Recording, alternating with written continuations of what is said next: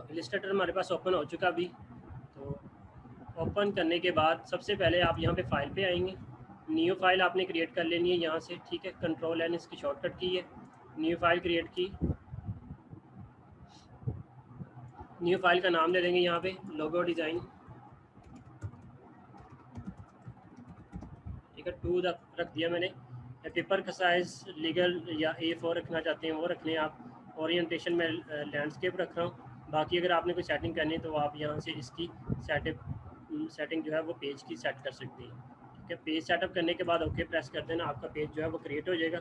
अब इस पेज के ऊपर जो है हमने लोगो डिज़ाइन करना है, ठीक है। सबसे पहले इंटरफेस की बात करें कोरल ड्रा की, तो सॉरी एडोब इलस्ट्रेटर की, तो इसमें आपको बिल्कुल इसी तरह इंटरफेस नज़र आ रहा है जिस तरह एडोब फोटोशॉप में था। यानी कि लेफ़्ट साइड पे हमारे पास टूल्स है, यानी कि टूल बार है, बिल्कुल टॉप पे मेन्यू बार है, और इसी तरह नीचे प्रॉपर्टी पैनल है, और साथ में हमारे पास कुछ लेयर्स के पैनल, स्विचेस और कलर स्विचेस, इस तरह की सारी प्रॉपर्टीज़ जो है वो राइट साइड पे यानी कि पैनल दी हुई, ठीक है। तो आपके पास ये इसका इंटरफेस बिल्कुल इसी तरह ही आएगा जिस तरह एडोब फोटोशॉप का था, लेकिन यहाँ पे EI लिखा हुआ, एडोब फोटोशॉप में PS लिखा था, ठीक है। टूल्स में थोड़ा सा फ़र्क है, बल्कि काफ़ी फ़र्क है टूल्स में। इसके टूल्स कुछ और हैं और एडोब फोटोशॉप के टूल्स कुछ और हैं, ठीक है। मोस्टली ये वाले जो टूल है हम डिज़ाइनिंग के लिए जो है वो यूज़ करते हैं। तो लोगो क्रिएट करने के लिए सबसे पहले मैं कुछ टूल्स का यूज़ करूँगा, बल्कि इन टूल्स के इंट्रोडक्शन कुछ इस तरह के, इसमें पेन टूल भी है, टेक्स्ट टूल भी है, रेजर टूल भी है, बाकी कुछ डिफरेंट टूल्स भी हैं जिनको आप एक्सप्लोर करके इन पे वर्किंग कर सकती हैं, ठीक है। तो मैं एक सिंपल लोगो क्रिएट करता हूँ इस पर। लोगो कैसे क्रिएट करना, मैं एक सर्कल टाइप की शेप क्रिएट करूँगा सबसे पहले, और सर्कल टाइप की शेप के साथ जो है मैं डिफरेंट स्टाइल के साथ जो है वो लोगो क्रिएट करता हूँ एक कंपनी के लिए। फॉर एग्जांपल मैंने लोगो क्रिएट करना है, मुझे सर्कल चाहिए, तो मैं सबसे पहले यहाँ पे सर्कल सेलेक्ट कर लूँगा इलिप्स टूल से, ठीक है। आप यहाँ पे आएँ, राइट क्लिक करें, इलिप्स टूल सेलेक्ट किया, हमारे पास जो है वो सर्कल क्रिएट करने के लिए कर्सर आ चुका है। अब सर्कल कैसे क्रिएट करना है, आप इसे सिंपली ड्रा भी कर सकते हैं या इलिप्स भी ड्रा कर सकते हैं, लेकिन हमें एग्जैक्ट राउंडेड फॉर्म में सर्कल चाहिए, तो आप शिफ्ट प्रेस करते हुए एक बिल्कुल राउंडेड फॉर्म में एक सर्कल क्रिएट कर सकते हैं, ठीक है। ये मैंने सर्कल क्रिएट किया। अब ये जो टूल है सिलेक्शन टूल, जिस तरह हमारे पास एडोब फोटोशॉप में मूव टूल होता था या कोरल ड्रा में पिक टूल था, इसी तरह यहाँ पे सिलेक्शन टूल की मदद से हम किसी भी ऑब्जेक्ट की सिलेक्शन कर सकते हैं। सिलेक्ट किया, हम किसी भी ऑब्जेक्ट को उठा के किसी भी जगह पर प्लेस कर सकते हैं, उसको रीसाइज कर सकते हैं यहाँ से कॉर्नर से पकड़ के, या फिर उसको अपनी मर्ज़ी के मुताबिक जो है वो एडजस्ट कर सकते हैं, ठीक है। एक सर्कल मेरे पास ये आ गया। मुझे 3 सर्कल चाहिए। 3 सर्कल क्रिएट करने के लिए मैं कॉपी कर लेता हूँ इन सर्कल्स को। एडिट पे गए, कॉपी किया इस सर्कल को सिलेक्ट करने के बाद, फिर एडिट पे गए, paste in place. Paste in place का मतलब कि उसी जगह पे उसने उसको पेस्ट कर दिया, ठीक है। आल्ट प्रेस करें, आल्ट प्रेस करते हुए आप इसको जो है वो इनर साइड पे इसको ड्रैग करके क्रिएट कर लें, ठीक है। ये मैंने इनर साइड पे इसको ड्रैग करके क्रिएट कर लिया। इसी तरह फिर इसको सिलेक्ट किया पिक टूल की मदद से, बल्कि सिलेक्शन टूल की मदद से, एडिट पे गए, कॉपी किया, फिर दोबारा पेस्ट इन प्लेस पे क्लिक किया, ठीक है। आल्ट प्रेस किया, एक और इसकी कॉपी जनरेट कर ली मैंने, ठीक है। ये 3 सर्कल मेरे पास आ चुके हैं। अब तीनों को जो है मैंने अपनी मर्ज़ी के मुताबिक जो है वो यूज़ करना है, और इनको जो है वो एडजस्ट करना लोगो डिज़ाइन क्रिएट करने के लिए। तो मुझे एक सिंपल लोगो चाहिए, और सिंपल लोगो डिज़ाइन करने के लिए मुझे शेप से जो है वो डिज़ाइन क्रिएट करना है। तो मैं चाहता हूँ कि यहाँ से कुछ एरिया कट आउट हो जाए इस सर्कल का, आउटर सर्कल का, इसी तरह इनर सर्कल का, मीडियम में जो सर्कल लगा हुआ है, जो मिडल पार्ट ऑफ सर्कल है, इसी तरह मिडल का जो सर्कल है, इसी तरह जो सबसे अंदर वाला जो सर्कल नज़र आ रहा है आपको, इसका भी कुछ एरिया जो है मैंने कट आउट करना है। तो कट आउट करने के लिए हमारे पास यहाँ पे एक टूल है सीजर टूल, मतलब कि रेज़र पे आके रेज़र टूल पे राइट क्लिक करें, तो हमारे पास यहाँ पे टूल है सीजर टूल, मतलब कि आपको नज़र आ रहा होगा सीजर टूल कटिंग के लिए मोस्टली यूज़ होता है। नाइफ टूल भी है, लेकिन मैं सीजर टूल का यूज़ करूँगा। सी इसकी शॉर्टकट की है। सीजर टूल पे क्लिक किया, यहाँ पे मैंने एक पॉइंट दे दिया, ठीक है। एक चीज़ और कि सर्कल को थोड़ा सा हम मज़ीद एडजस्ट कर लें, ये अभी भी बहुत ज़्यादा फासले पे है, मतलब इसका डिफरेंस थोड़ा सा हम कम कर दें। आल्ट प्रेस किया, इसको थोड़ा सा इनर साइड पे ड्रैग कर दिया, ठीक है। यहाँ पे बेटर है। सीजर टूल सेलेक्ट किया, रेजर टूल के साथ ही बिल्कुल ये टूल अवेलेबल है। सीजर टूल पे क्लिक किया, यहाँ पे क्लिक किया, मुझे यहाँ पे एक पॉइंट चाहिए, ठीक है। इसी तरह यहाँ पे एक पॉइंट चाहिए, मैंने 2 पॉइंट लगा दिए यहाँ पे। इसी तरह एक पॉइंट मुझे यहाँ पे चाहिए और एक पॉइंट मुझे यहाँ पे चाहिए, ठीक है। अब ये वाला पार्ट मैंने आउटर सर्कल और इसी तरह मिडल सर्कल जो आपको नज़र आ रहा है, मैंने उसको कट आउट कर दिया कुछ पॉइंट दे के। अब यहाँ पे सिलेक्शन टूल पे आके मैं इस एरिया को रिमूव करूँ तो आपको नज़र आ रहा है कि ये एरिया कट आउट हो गया, ठीक है। डिलीट प्रेस कर देते हैं हम यहाँ से, ये एरिया हमें नहीं चाहिए, ये वाला पार्ट। इसी तरह इसको ड्रैग करते हुए हम मूव करते हुए रिमूव कर लें। इसको ड्रैग किया, डिलीट प्रेस किया, तो डिलीट प्रेस करने के बाद हमारे पास जो शेप है वो कुछ इस तरह आ गई। इसी तरह हमने जो इनर सर्कल है उसको भी एडजस्ट करना है। तो इनर सर्कल को थोड़ा सा पहले एडजस्ट कर लेते हैं इस तरह, और फिर सीजर टूल को सेलेक्ट किया, यहाँ पे एक पॉइंट दे देते हैं, ठीक है, और एक पॉइंट यहाँ पे दे देते हैं, ठीक है। एक पॉइंट मैंने यहाँ पे दे दिया, इसी तरह एक पॉइंट मैंने यहाँ पे दे दिया, मतलब कि जो एरिया बाकी रह गया उसको हम सेपरेट करके डिलीट कर देंगे। इस एरिया को सेपरेट किया, डिलीट प्रेस किया कीबोर्ड से, तो ये मेरे पास 3 डिफरेंट आर्क टाइप की शेप्स आ चुकी हैं।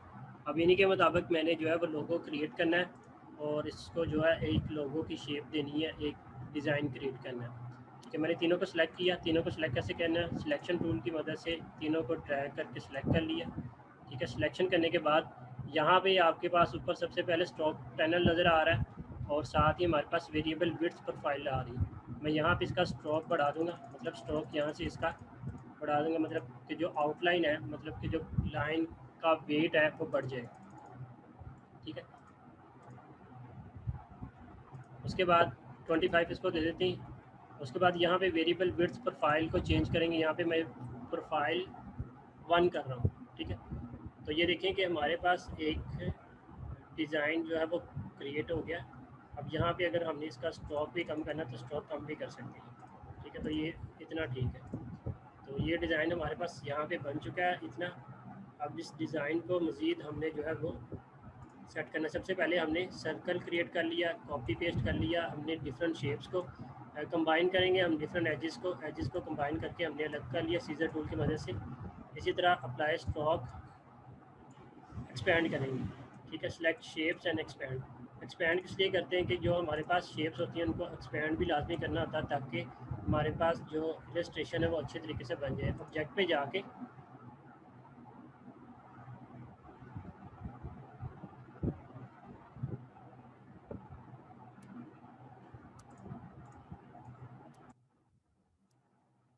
सेलेक्ट किया, ऑब्जेक्ट पे जाके एक्सपैंड अपीयरेंस, ठीक है। तो ये अलग अलग से हमारे पास जो है शेप क्रिएट हो जाती है। अब जो सेकंड बाकी जो काम हमने करना है इस पर कि टेक्स्ट ऐड करना है। हर लोगों के साथ कोई ना कोई टेक्स्ट लिखा होता है, कोई ना कोई वहाँ पे टैगलाइन लिखी होती है, तो यहाँ पे हम टेक्स्ट जो है वो ऐड कर लेते हैं। टेक्स्ट टूल यहाँ पे भी मौजूद है टाइप टूल के नाम से। हम यहाँ से सिलेक्ट कर लेंगे इसको टाइप टूल पे क्लिक करते हुए, और यहाँ पे मैं सिलेक्ट किया मैंने यहाँ पे, और यहाँ पे मैं लिख देता हूँ क्वेश्चन।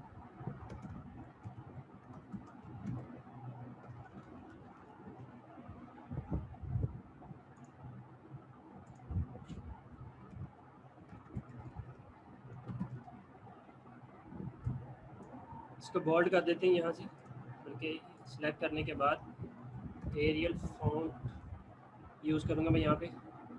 एरियल फॉन्ट यूज़ करने के साथ इसको बोल्ड कर दिया ताकि ये हमारे पास जो टेक्स्ट है वो ज़्यादा प्रोमिनेंट नज़र आए। और इसी तरह इसी को अगेन कॉपी कर लेते हैं हम, टेक्स्ट को कॉपी किया, इसको पेस्ट कर दिया। इसको कॉपी पेस्ट करने के बाद यहाँ पे कुछ और टेक्स्ट लिख लेंगे हम। डबल क्लिक किया यहाँ पे और यहाँ पे हम लिख लेंगे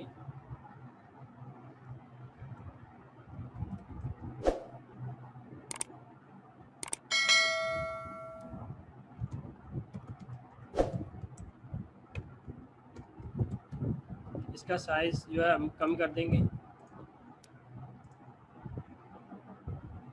अच्छा, करैक्टर पे जाके आप इसमें मज़ीद चेंजेस भी लेके आ सकते हैं। मतलब कि अगर आपने लेटर्स में थोड़ा सा मतलब स्पेस ऐड करनी है, तो जैसे जैसे मैं इसको चेंज कर रहा हूँ तो आप देखें कि इसमें स्पेस जो है वो ऐड हो रही है। इसी के अलावा बाकी इसमें जो टेक्स्ट की प्रॉपर्टी है वो भी आप इस पर अप्लाई कर सकती हैं, यानी कि करैक्टर पे क्लिक करने के बाद। अब यहाँ पे इसको बोल्ड में नहीं रखना, मैंने नैरो कर देता हूँ क्योंकि मुझे ये नैरो चाहिए, या फिर नैरो बोल्ड में देख लेते हैं कि किस तरह रिजल्ट आ रहा है। इस तरह ठीक है, ठीक है। इसको मज़ीद जो है हम पकड़ के इस तरह एडजस्ट कर लेंगे। अब ये टैग लाइन हमारे पास आ चुकी है नीचे, ठीक है। दोनों को सिलेक्ट करने के बाद नीचे भी हम इसको ड्रैग एंड ड्रॉप करके कर सकते हैं, ठीक है। तो टेक्स्ट भी लिखा हुआ हमारे पास आ चुका है, ठीक है। ये टेक्स्ट भी आ चुका है हमारे पास। अब हमने एक और शेप ऐड करनी है नीचे, मतलब कि यहाँ पे मुझे कर्व लाइन चाहिए। तो कर्व लाइन ड्रा करने के लिए आपको पता है कि पेन टूल हम मोस्टली यूज़ करते हैं, कोरल बल्कि एडोब इलस्ट्रेटर में हम पेन टूल को यूज़ करेंगे। पेन टूल को सिलेक्ट किया, यहाँ से हमने सिलेक्शन इसकी, बल्कि पेन टूल को सिलेक्ट करने के बाद कलर नन कर देना है और यहाँ पे जो है हमने इसको ब्लैक कलर दे देना है, ठीक है। स्टॉक में कैप्स लॉक बंद किया, यहाँ पे मैं एक कर्व लाइन जो है वो ड्रा कर रहा हूँ पेन टूल की मदद से।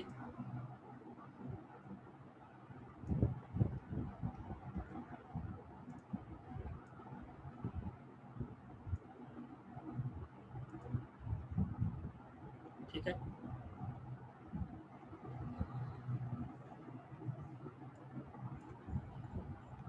अच्छा जहाँ पे मैंने पॉइंट दिया था उसको स्मूथ करने के लिए मेरे पास यहाँ पे एक टूल है, स्मूथ टूल, पेंसिल टूल के बिल्कुल नीचे। अब यहाँ पे जो पॉइंट है उसको अगर हम स्मूथ करना चाहते हैं तो स्मूथ भी कर सकते हैं। यहाँ पे देखें कि बिल्कुल कर्व लाइन जो है हमने क्रिएट कर ली है। बिल्कुल इसी के नीचे मुझे एक और कर्व लाइन चाहिए, मतलब यहाँ पे पॉइंट दिया और यहाँ पे इसको कर्व की फॉर्म देने के बाद इसके साथ जो है हम अटैच कर लेंगे, ठीक है। अटैच कर लिया, अटैच कर लेने के बाद नीचे वाला जो पॉइंट नज़र आ रहा है आपको, उसको भी हमने स्मूथ करना है। तो स्मूथ टूल पे दोबारा क्लिक किया और ये वाला पॉइंट हम यहाँ पे इस तरह इसको थोड़ा सा स्मूथ कर लेंगे, मतलब कि यहाँ पे हमें स्मूथनेस चाहिए थोड़ी, तो हम यहाँ पे स्मूथ क्रिएट कर लेंगे, ठीक है। तो ये हमारे पास पूरी अब शेप आ चुकी है। इसको अगर हम रीसाइज करना चाहते हैं तो रीसाइज भी कर सकते हैं, थोड़ा सा मज़ीद अगर हमने बड़ा करना है तो अपनी मर्ज़ी के मुताबिक जो है हम कर सकते हैं, ठीक है। एक तो शेप हमारे पास ये वाली आ चुकी है, इसको मैं कॉर्नर से पकड़ के रीसाइज कर रहा हूँ, ठीक है। और इसको मैं उठा के फ़िलहाल यहाँ पे रखा, ठीक है। यहाँ पे इसको प्लेस कर दिया। मुझे एक और शेप इसी तरह की चाहिए, तो मैं दोबारा इसको कॉपी कर रहा हूँ, बल्कि यहाँ पे एडिट पे जाके थोड़ा सा पहले इसको एडजस्ट कर लें, ठीक है। एडजस्ट किया, दोबारा क्लिक किया, एडिट पे जाके कॉपी किया इसको और दोबारा जाके इसको पेस्ट कर दिया, पेस्ट इन प्लेस, ठीक है। एक और कॉपी मेरे पास बन चुकी है, ठीक है। इसको रीसाइज कर लेते हैं, शिफ्ट प्रेस किया कीबोर्ड से और इसको हमने रीसाइज कर दिया, मतलब कि ये एक और हमारे पास नीचे वाली साइड पे एक और शेप आ चुकी है। तो ये मेरे पास दो शेप्स आ चुकी हैं, इनमें कलर भी फिल करना अभी हमने, और कलर फिल करने के बाद हमने इसमें डिफरेंट जो है वो दोनों को सिलेक्ट करने के बाद आप इसको यहाँ पे रख लें या जहाँ पे सूटेबल आपको लगे वहाँ पे इसको रख लें, यहाँ पे ठीक है। तो ये चीज़ हमारी लोगों की जो डिज़ाइनिंग है मोस्टली कंप्लीट हो चुकी है। अब हमने जो काम करना है वो कलर फिलअप करनी, मतलब इसमें कलर फिल करने हैं कि जिस कलर में हमें ये लोगो चाहिए था उसमें जो है हमने कलर इसका क्रिएट करना है। और कलर बनाने के बाद हमने मज़ीद जो है इसको ज़्यादा अच्छे मतलब बैकग्राउंड के साथ जो है वो लगाना है, ठीक है। तो सबसे पहले इनमें कलर कर लेते हैं जो मैंने अभी शेप्स क्रिएट की हैं। इसमें कलर करने के लिए यहाँ पे आप देखें कि स्ट्रोक में नन कर देता हूँ, ठीक है। स्ट्रोक नन करने के बाद ये वाला कलर इसमें मैं फिल कर देता हूँ, क्योंकि स्ट्रोक नन कर दिया और ये वाला कलर मैं यहाँ पे इसमें फिल कर देता हूँ, ठीक है। ये कलर इसमें फिल हो गया। नीचे वाली शेप में मुझे कोई और कलर चाहिए, मैं स्ट्रोक यहाँ पे नन कर रहा हूँ, ठीक है। मतलब कि आउटलाइन ख़त्म हो गई है और जो सेकंड शेप है, मतलब जो सेकंड कलर है वो मैं ये वाला फॉर एग्जांपल सेलेक्ट कर रहा हूँ, ठीक है। या फिर आप येलो कोई भी कलर ले लें, अगर ये देखें तो ये भी बेस्ट है, कोई भी कलर सेलेक्ट कर सकते हैं। मैं ये वाला कलर सेलेक्ट कर रहा हूँ फिलहाल। अच्छा, कलर सेलेक्ट करने के बाद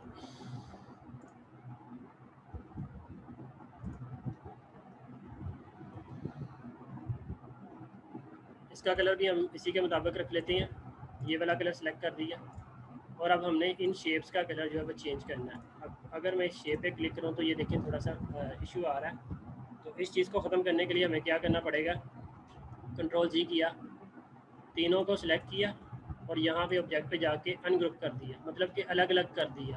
हमारे पास जो ऑब्जेक्ट क्रिएट होता है उसके साथ मतलब उसका बैकग्राउंड भी अटैच होता है और सारे कंपोनेंट इसके साथ जो है वो अटैच होते हैं। तो अनग्रुप किया, मतलब कि ये सारी शेप अलग अलग हो चुकी हैं।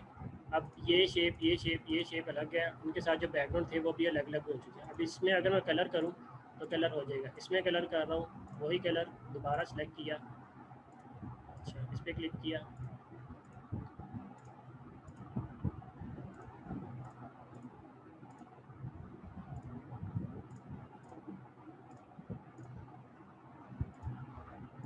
ठीक है।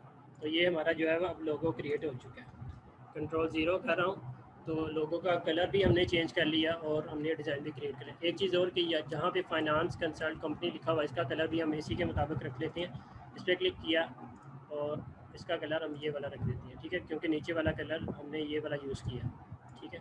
तो ये कंट्रोल 0 करने के बाद हमारे पास अब ये टोटली तौर पे लोगो डिज़ाइन हो चुका। अब इस लोगो को हमने यूज़ करना फॉर वेबसाइट के लिए, इसका मॉकअप डिज़ाइन करना है, और इसी तरह अगर हम इसका बैकग्राउंड चेंज करना चाहते हैं तो बैकग्राउंड भी चेंज कर सकते हैं, ठीक है। फ़ाइल को सेव कर लेते हैं। डिज़ाइनिंग करने के बाद हम फाइल को सेव करते हैं, बिल्कुल इसी तरह सेव फाइल पे क्लिक करेंगे, सेव के बटन पे क्लिक किया, डेस्कटॉप पे मेरे पास फोल्डर पड़ा लोगो डिज़ाइनिंग का, लोगो डिज़ाइन 2 मैंने नाम रख दिया। फाइल की जो टाइप है वो AI है।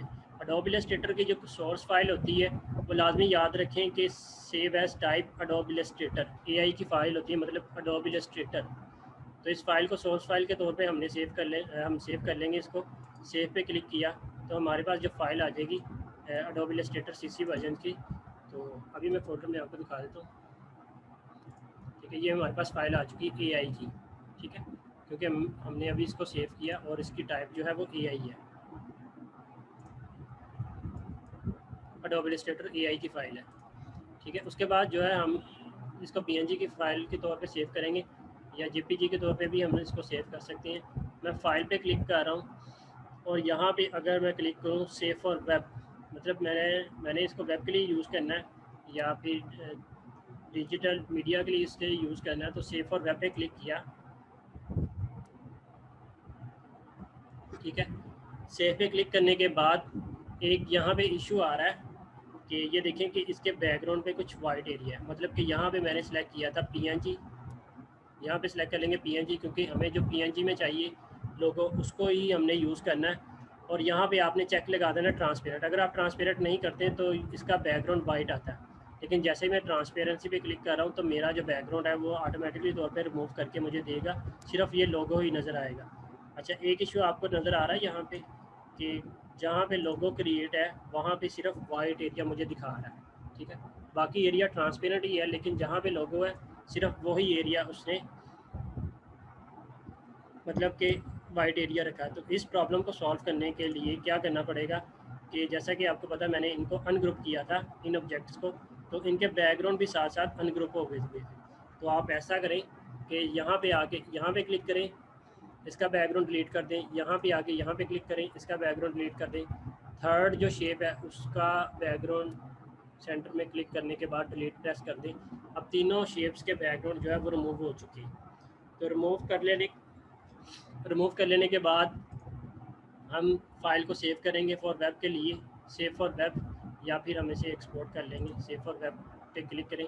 अब ये इशू नहीं आ रहा। अब ये देखें कि तीनों शेप्स के नीचे जो बैकग्राउंड कलर था वो भी हमने रिमूव कर दिया और हमारा जो इमेज है वो ट्रांसपेरेंस नज़र आ रहा है, मतलब कि ट्रांसपेरेंसी इसमें नज़र आ रही है।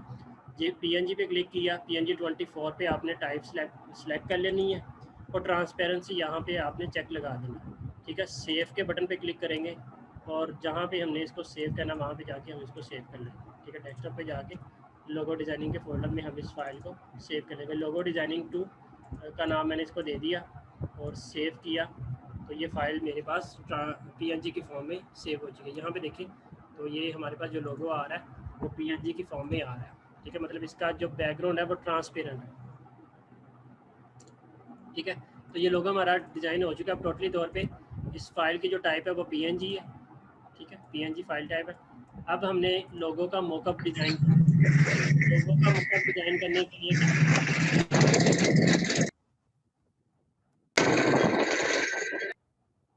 मॉकअप डिज़ाइन करने के लिए हम इसे एडोब फोटोशॉप में लेके जाएंगे इस फाइल को, ठीक है।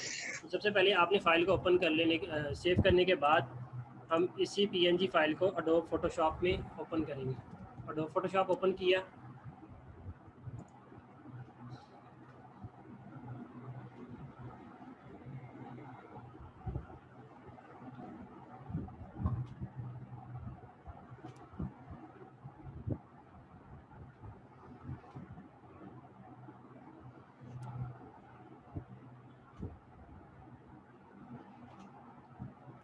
ठीक है। एडोब फोटोशॉप ओपन करने के बाद बैकग्राउंड इमेज कोई भी यूज़ करेंगे, जैसे कि फॉर एग्जांपल मेरे पास बैकग्राउंड इमेज ये वाला पड़ा हुआ है, मैं इस फाइल को यूज़ कर रहा हूँ एडोब फोटोशॉप में।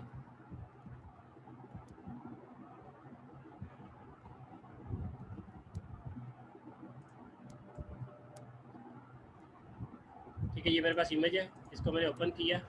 बैकग्राउंड इमेज मतलब मॉकअप डिज़ाइन करना चाहता हूँ, तो ये मेरे पास एक फ्लैट मतलब के मेटल फॉर्म में एक बैकग्राउंड है। अब इसके ऊपर मैंने लोगो डिज़ाइन करना है, बल्कि लोगो को अच्छे तरीके से रिप्रेजेंट करना है। तो वो जो फाइल मेरे पास पड़ी थी, ये वाली PNG की फ़ाइल, इस फाइल को मैंने ड्रैग किया, यहाँ पे ओपन कर लिया। ओपन कर लेने के बाद कंट्रोल आल्ट कर लेने के बाद कॉपी कर लेंगे इसको, ठीक है, और यहाँ पे जाके पेस्ट कर देंगे। ठीक है, तो ये लोगो हमारे पास स्मॉल फॉर्म में यहाँ पे आ चुका है। इसका साइज़ जो है हमने इंक्रीज़ कर लेना है। विड्थ एंड हाइट पे क्लिक करने के बाद यहाँ पे इसका साइज़ बढ़ा देंगे, मतलब इसका साइज़ हमें ज़्यादा चाहिए।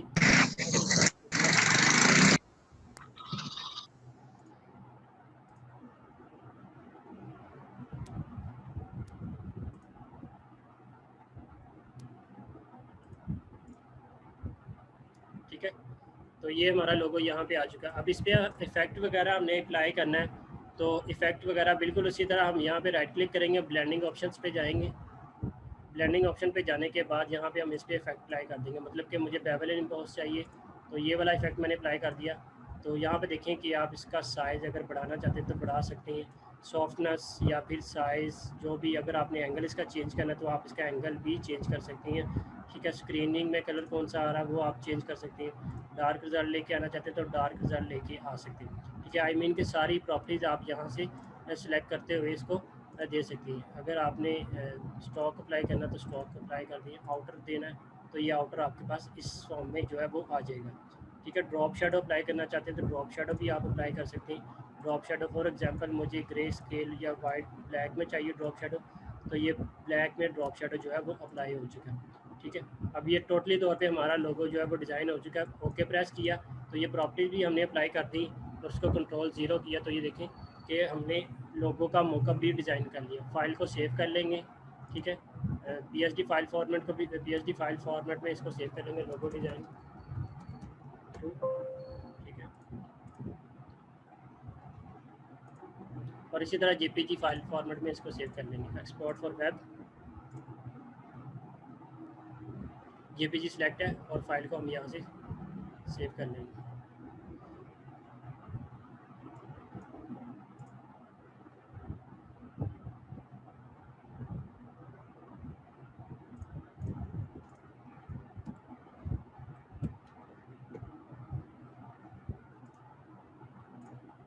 जी, तो ये लोगो हमारे पास डिज़ाइन हो चुका है। यहाँ पे देखें तो ये वाली फाइल